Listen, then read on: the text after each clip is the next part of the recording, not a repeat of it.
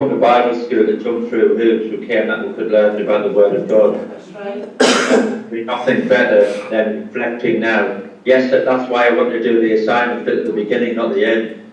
I've told you what your assignments are, but for now, just for this moment, let's just enjoy talking about the Word of God and realising that our lives can be busy and hectic and can seem like a vicious circle sometimes, but that's only if I don't have God. Yeah. And yes, we say we're Christians and we have God, but we can have Him but not access Him because we're too busy trying to do the circle of life thing. A man who has got 1,000 wives and so many thousand children, if he can find a place of reflection, then surely I can with 3. Yeah. It's the secret is routine. What's that? The secret of one parent? No, Christianity. The secret of parenting is routine. Yeah, but my trouble is I get into bad routines. That's the Well, thing. you need to change that.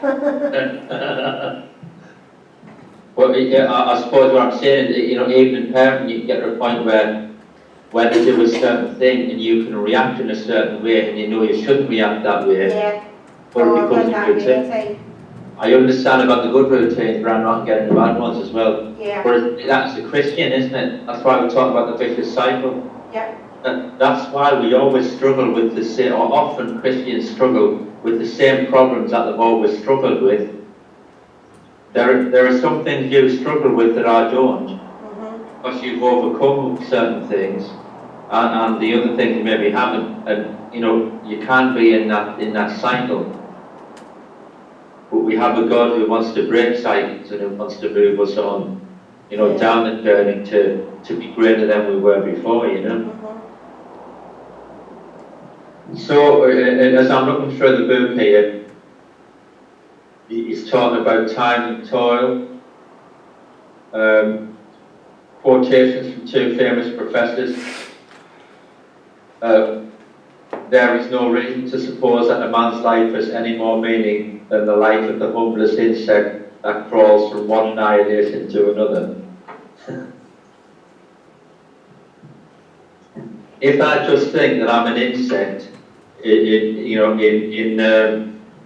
the context of worldwide as a person, if I just think that I'm an insect that's there to be crushed now and again, then I'm forgetting the whole purpose of being a Christian.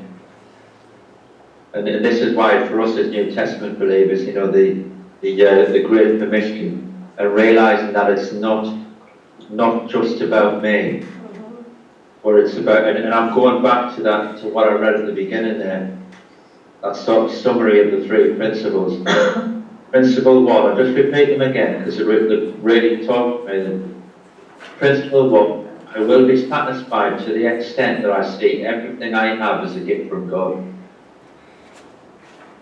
If I don't see my children as a gift from God, I can even stop resenting actually having them, which is opposite to the blessing that I got from where I was before. But if I can be satisfied to realise that everything's a gift from God, and in that believe that He is in control, that everything is a gift from God.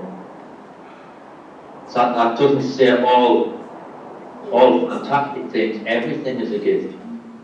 So that thing that I might see as a problem is actually a gift. But I could say, it's frightening, isn't it? Adopted 2 children. I could see the miracle of the 3rd child as oh no, he's a 3rd one, I can cope with 2, but I can't cope with 3. Yeah. I could say it as the opposite of a gift. I could say it as a curse almost if I'm not careful. And I'm just using my example of children just because it's an easy one to do, but I could think that about anything. And the principle 2, I will be satisfied to the extent that I notice what is going on in the lives of others. If I get that caught up in my own little cycle, I don't look beyond that. And I don't see other people. But being a Christian isn't about being saved itself. It's about that great commitment. And I can't look outwards if I'm always looking inward. And then that third principle, I will be satisfied to the extent that I trust God during time of distress, realising that when I am in these places where I'm not happy, that God is in control, and that is for a purpose and for a reason. And the distress is normally just because of the way I'm reacting to it. Trust God will get you through Go on, Dave. it. Trust God will get you through it. Dave's saying trust God and He'll get you through it. Yeah. That's true. So yeah, there's loads in the book. I'm picking up, you know, in the different chapters here. You know, the time and toil talks about looking up, how God orders time.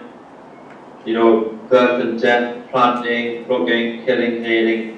God's in control of all that. Getting and losing, tearing and mending, loving and hating. God's in control.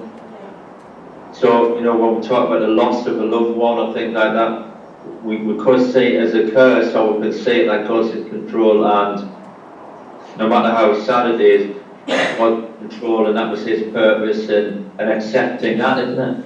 Yeah. I could spend the next 3 hours really going through the Ecclesiastes. Like this talks about in the courtroom, in the marketplace.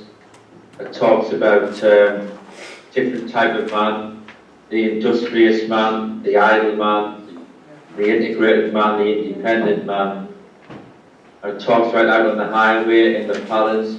So it's just talking about being satisfied in those different places where you're at, and in the different roles of life that you have, and how that affects how you are as a person.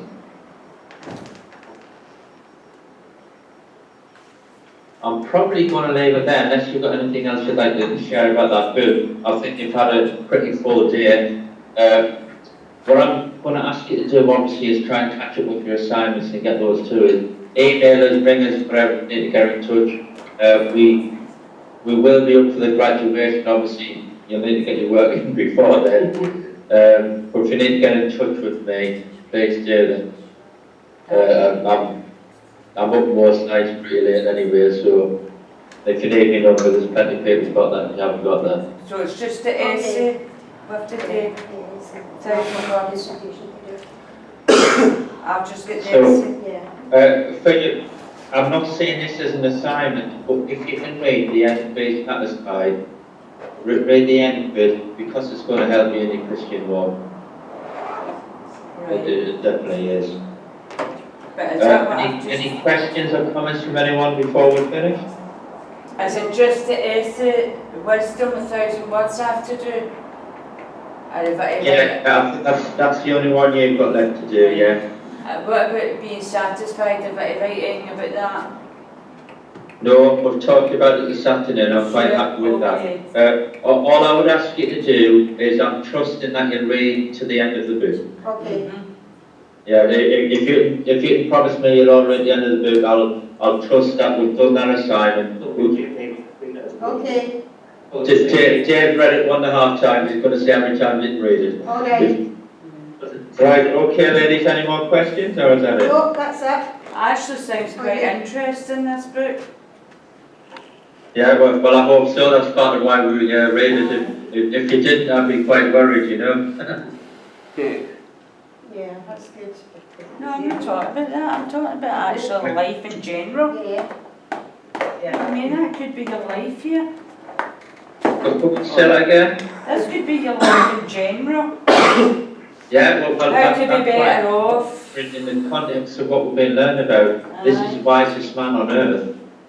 In his final book that he wrote, you know, you'd expect him to be looking at life in general, wouldn't you? Yeah. You know, that's what it's about. He's given his wisdom, he's looking back, reviewing life. Yes, it was the wisest man. That, you know. It was the wisest man in the world.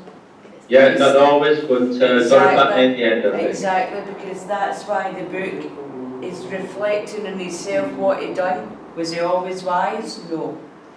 So he wasn't always the wisest man in the world. But then that's why it's a good example for us as well, isn't it? Realising that we can make mistakes, we can go back before Exactly. and help God for it in context. Right, God bless you ladies, and Bless you, I'll see you when I thank you. see you. All right. See you when you see it. Bye, Andrew. Yeah.